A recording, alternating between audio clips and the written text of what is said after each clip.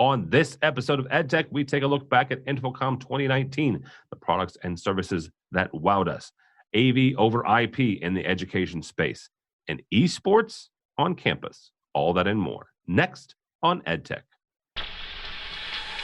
The network for the AV industry. What are you listening to? This is AV. This is AVNation. This is AVNation. This is EdTech, episode 75, recorded Thursday, June 27th, 2019. The Wow of InfoComm. Support for AVNation is brought to you by Extron, industry-leading technology backed by world-class support. This is EdTech, the monthly look at the education and technology space. My name is Tim Albright, in for the vacationing, I suppose. Mr. Bill O'Donnell, first and foremost, who we have to talk about all things education and AV technology. His name is Ernie Bailey. He is from UAMS in the beautiful city of Little Rock, Arkansas. How are you, sir? I'm doing just fine this morning, Tim. Awesome. Also with us is Mr. Rob Raspberry. He is from Drexel. Welcome, sir. Thank you. And in the words of the absent Bill, tradition, should I say greetings and salutations? Greetings and salutations. Yes. Very nice. Thank you. All three of us were blessed enough to go to Orlando this year. Orlando in June is beautiful. Just don't wear a suit like I did. We got to hang around with about 44,000, according to InfoComm, 44,000 other AV technology professionals. Ernie, we'll start with you on this. Your impression of the show and what were some of your biggest takeaways of InfoComm 2019? Well, I did enjoy the show. It was very crowded. Good to see so many people there, chance to network, bump into old friends and colleagues. I don't know that we saw a lot of new technology. We go through periods where, we're blown away by new things coming out in our field. And I don't know that we really saw that this year. We're not at that part of our cycle, but we did see a lot of enhancements to systems. What I was most impressed with is the management and control software being brought out by the different our different manufacturers that we work with to help us run a cleaner operation and provide support for our large campus, provide more remote support so we can do what needs to be done. And we often solve problems before faculty or students even know we were having a problem in a space. And we're getting a tighter control over that now. And the software packages, from the different product manufacturers are seeming to start to interface better with the control management overall platforms, such as Crestron Fusion or, AMX's version. They're all talking back to the head-end system, if you will, so we can have one overarching deal and then use that as a reach-in tool to get into the other products. Very cool. Rob, do you agree that it was more of a small iteration year for InfoComm? Yeah, I definitely agree. I mean, there were things where, VR, AR was exploding and when AV over IPs first came out, and, everybody's going gaga. And really this show, which was fantastic, always is, was really more about fine-tuning and evolving existing products.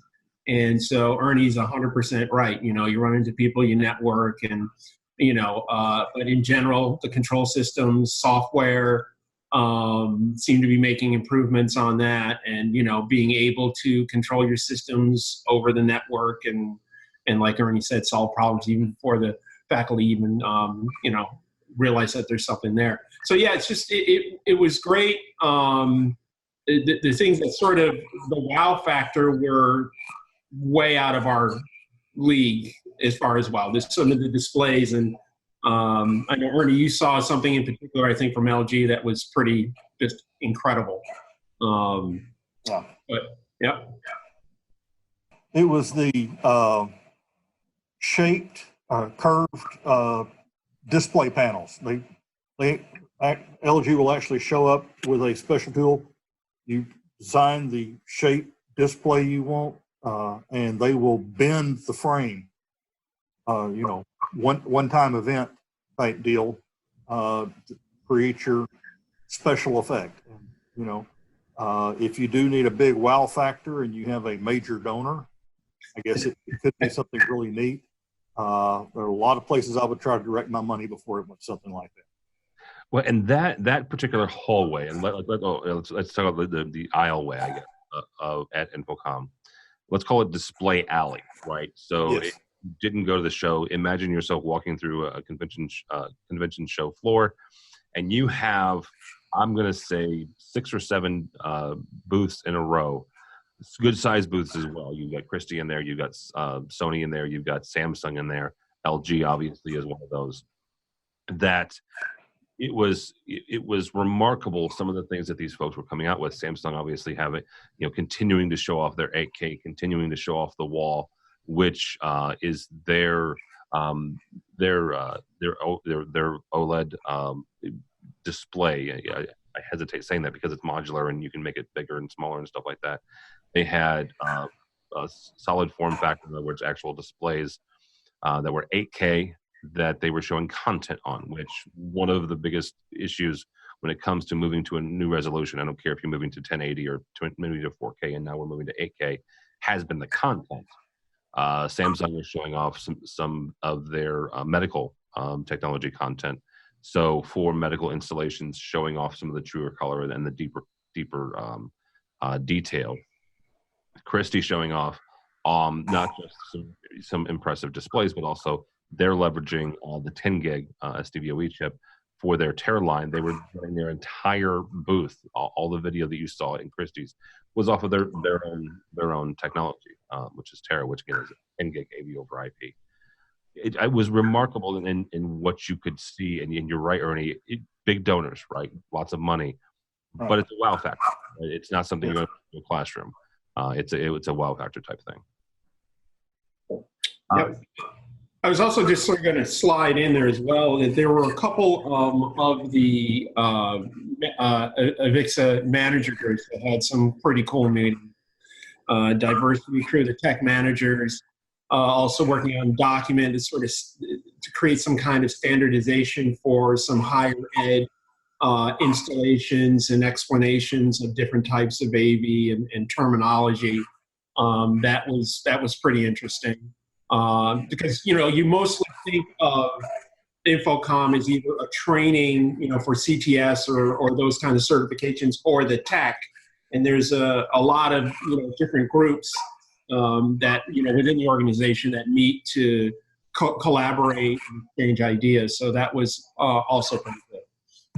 Yeah, there's the two councils that have impressed me over the years. One is the Diversity Council, and both Charmaine and Kevin McLaughlin, he's from the UK, has done a lot of work, and they're working to build that group up, and they've done some really great events.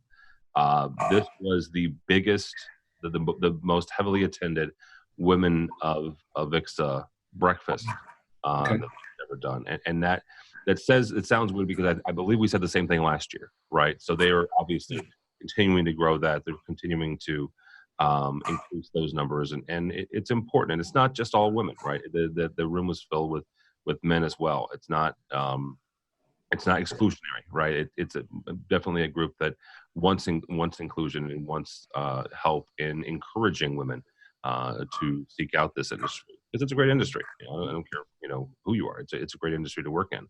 I think that groups like that are helping to make it even more inclusive and a better place to work for all of us. I want to hone in on something though that Ernie said, and talking about the software and the management part. Rob, is that something that we're seeing more and more a need of? And is it helping us or helping you guys as tech managers take care of more with fewer people? So when you're talking about instituting a system-wide management, kind of a situation, I mean, having the ability to log into a dashboard or console and basically see what's going on in all your classroom, manage hours, see what devices are on, off, if there is a certain situation with a control panel or processor, being able to get that all in one dashboard or one display to be able to troubleshoot it as it actually happens or monitor is a very valuable thing. We're trying to institute, Extron's global viewer, and I think being able to control systems, especially over IP, is going to be especially valuable because if you have a good, infrastructure and pipe as far as that goes, it helps you react to situations a little faster and get just an overall what's happening on your system. So yeah, it becomes important because the scale of what we're doing is larger. It's not like it used to be where we had a couple specialized buildings. You send a tech over here, you send a tech over there, and you got 10, 20 classrooms and you're good. It's not like that anymore at the size of our institutions. You're literally talking about hundreds of spaces that you have to manage. Well, isn't that also being driven by the fact that nearly everything that we put into classrooms now has the ability to be put on the network? Correct. It's not saying, I'm not saying you're doing it, but whether it's a simple classroom, and again, when I was doing classrooms, we had some of these simpler ones, which the biggest piece of technology in there was a projector, right? And there was a connectivity for a laptop or a computer, but that's still a piece that we had to manage, and it had it had a network connection, it had a network jack that we could put on our own our management software. That increases the number of classrooms and spaces that you're responsible for. Yeah.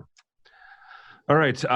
Moving on here, we're going to bring up another article here. Actually, this one is from our friends over at AV Network, talking about tips for AV distribution over long distances. Ernie, we'll start with you on this. According to the article, quote unquote, one of the greatest challenges facing tech managers today is the need to distribute AV signals long distances with near zero latency from a variety of sources. First question is that a good premise to start with? Are you guys faced with that? Yes, I think any of us are, especially if we're moving more into the network world.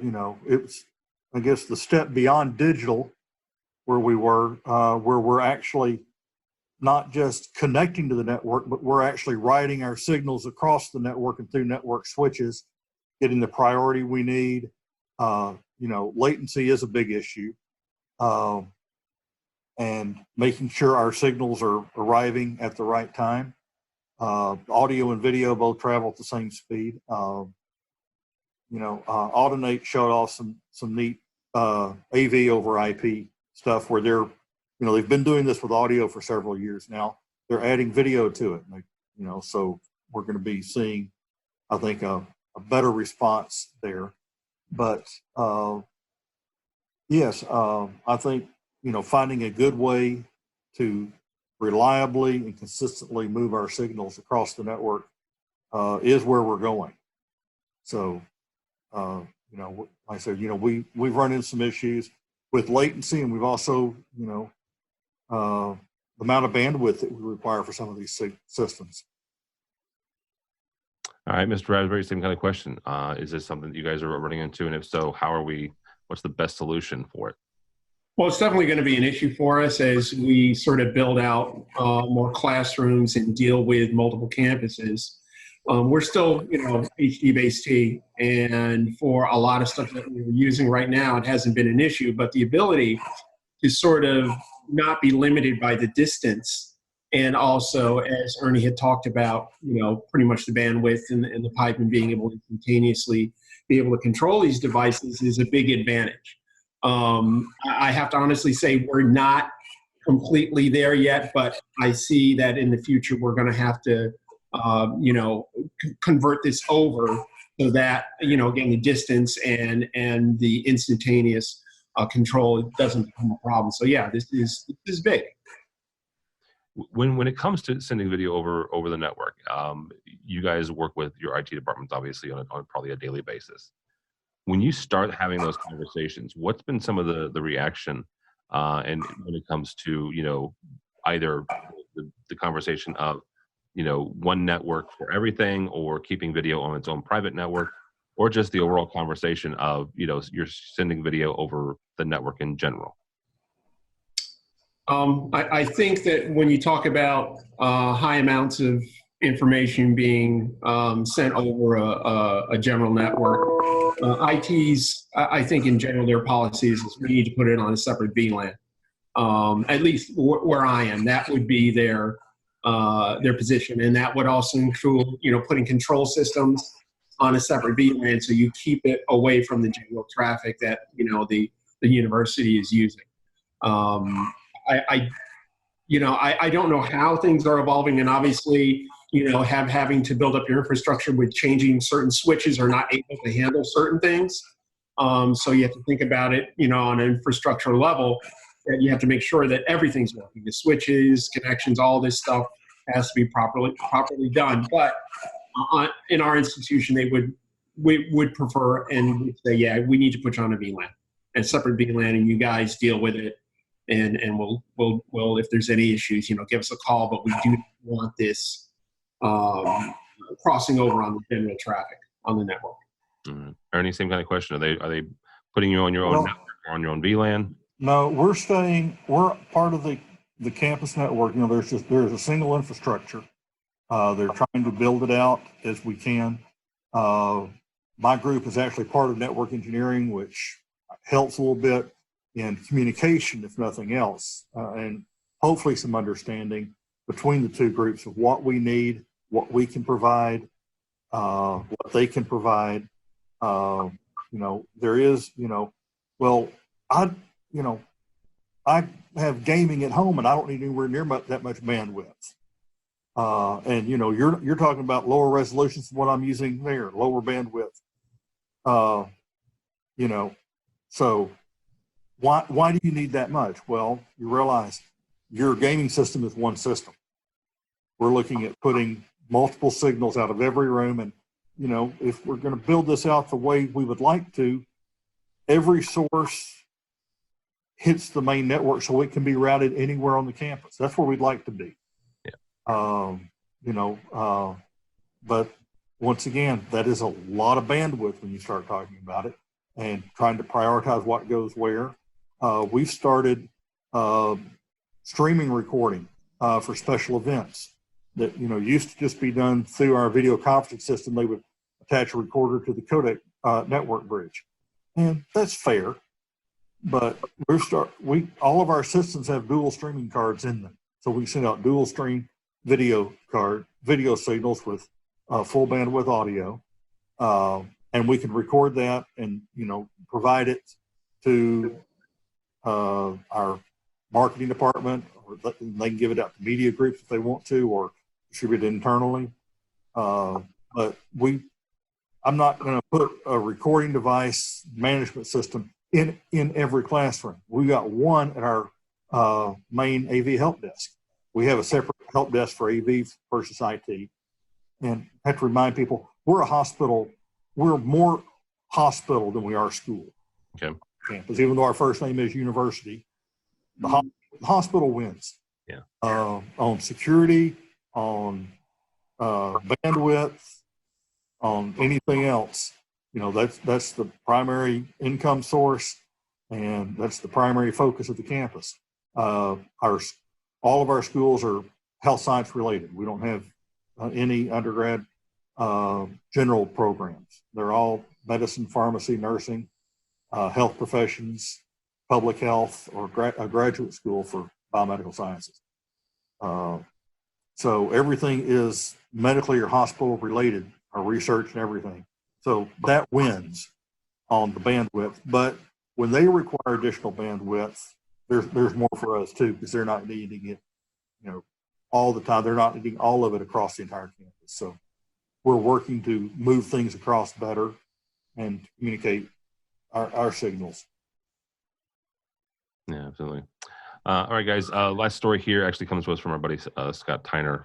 He writes in Rave Pubs about eSports in academic or in the academy. I want to point a couple things out. First of all, according to Scott in his article, according to Wikipedia, the 2017 League of Legends, which is a video game for those of you who don't know, League of Legends annual finals tournament had 60 million viewers.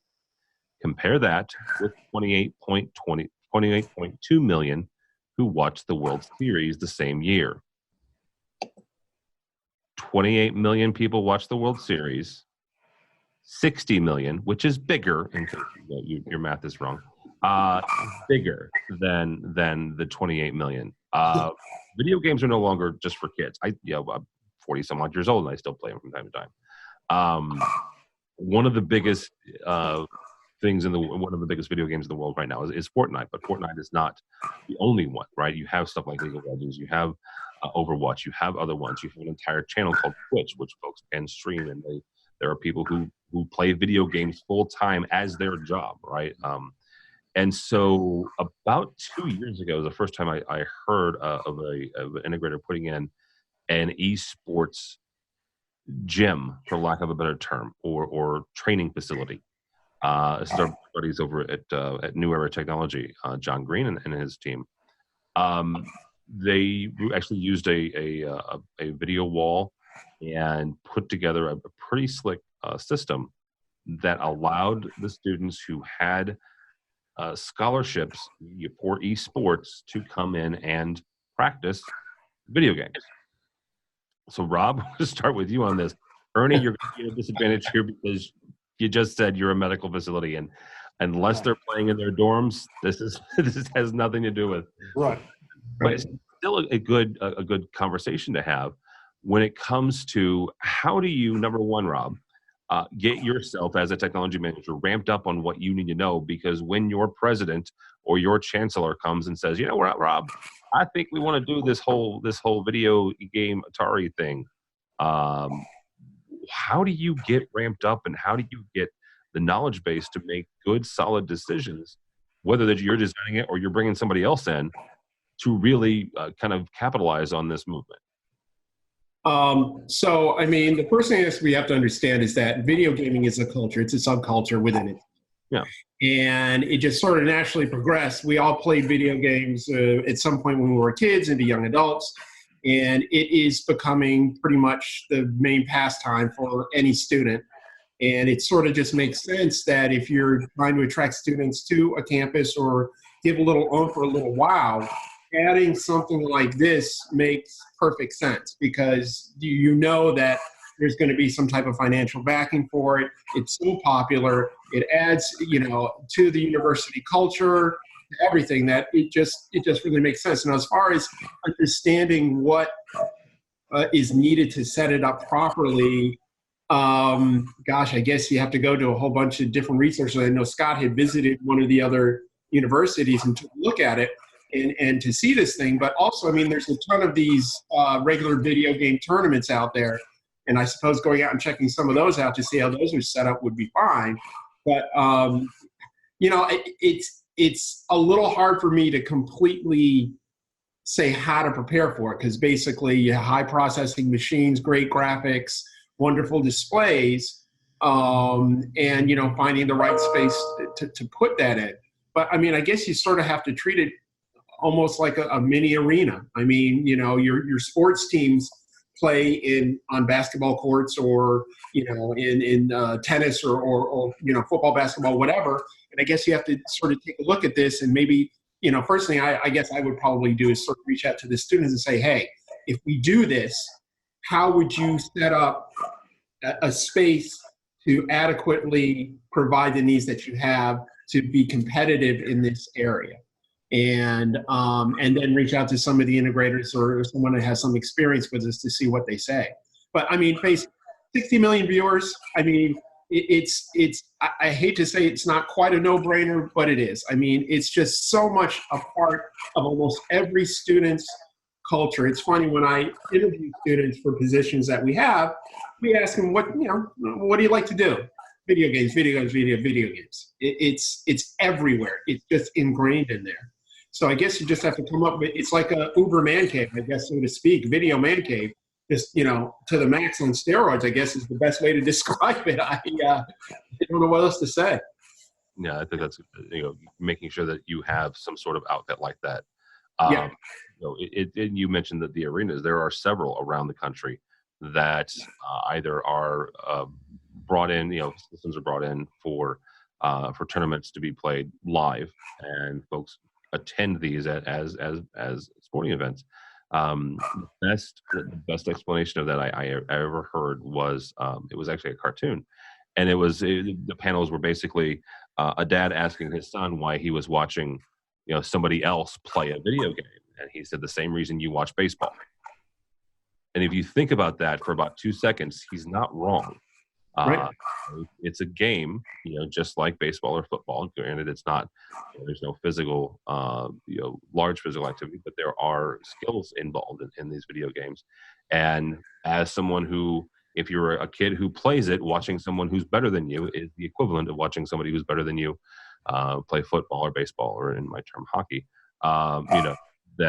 It's still enjoyable, and you get to see them and root them on. So. Yeah, I mean, there are people who create Twitch and YouTube channels that have thousands and 10,000s and 100,000s of viewers, and basically they're recording other players playing these various games. And so people want to watch that, see the skills, get little tips and tricks how to, get through a game. And the other thing is now that a lot of these games are so team-based, which makes it sort of cool. There's teams, your team versus another team. It's not just necessarily you versus individually someone else in a lot of cases like this. And, when you have universities that have this essentially as technically a varsity sport, there's something going on there that you have to be aware of and start to think about. I know we have some type of sports club at that. It's not a full-blown, varsity sports kind of thing. But this is something that we're taking a look at. And trying to figure out how we can best prepare for this, because as it grows, Drexel may get a team. We don't know. Yeah, that's absolutely crazy. Which Tim, yes, sir. As you mentioned, that doesn't really fit into my environment, but in a way, it very easily could, and I could see it happening here, because the same skill set you see in the virtual reality and in the different game sets are being mimicked in the medical world. And right. How you deal with your computers and letting the technology work and manipulating it, I think is very similar. We've always seen a lot of musicians in the medical field. The dexterity you have to have with your fingers for playing a musical instrument translates very easily into medicine. I think the same thing can happen with the gaming, and as Rob mentioned, the teamwork. We're seeing a big trend towards team-based medicine, where the doctors and the pharmacists and the nurses and the nutritionists and the therapist all work together as a team to treat a patient. It's not necessarily the doctor's the boss anymore. You're all there to provide your specific care, and you work together to meet the patient's need. That teamwork can be taught through some of this gaming, and I can really see some of this coming into some of our new educational programs. And, and also we talked about the level of technology. We're putting in a special center for our radiology department, where everything is 4K 444. I had a hard time buying the card I needed, output card for the computer, because it's the same one that everyone has at home for their gaming device. It's a very high-end card. It's not really expensive, but it's very high-end, and justifying that through our IT procurement office, was a little bit of a challenge at first. They thought you were going to take it home and play World of Warcraft or anything. Exactly. That they said, or is this for students to play games in the classroom? I said, no, this is for doctors to present. Everything else in the room is at this level. Every projector, they aren't projectors, the displays, all the infrastructure is designed around 4K 444. I've got to have it there. Yeah. And we can't have our main source not at that same resolution. Yeah. That's a really great point, though, about the doctors and the team-based and the dexterity. That's a really great point about incorporating that and kind of, making sure that your students, the medical students, are still maintaining some of that stuff. So, all right, gentlemen, that is going to do it for us for this month. Mr. Rob Raspberry, how do people find you or Drexel? LinkedIn, Rob Raspberry right there, drexel.edu, in the IT department. All right, very good. And Mr. Bailey, thank you, sir, as always. How do people get a hold of you? Once again, LinkedIn, just like Rob. That's the best way to find me most of the time. All right, very good. My name is Tim Albright. Don't go follow me on the Twitters, but go by the website if you would please. AVNation.tv. That's AVNation.tv. You will find this program and a host of others. While you're there, please check out our supporter section. These are the folks who help us financially, help us bring you EdTech and AV Week and Resi Week and coverage of InfoComm, all that and more. All that at .tv, AVNation.tv. Thanks so much for listening. Thank you so much for watching. That is all the time we have for EdTech.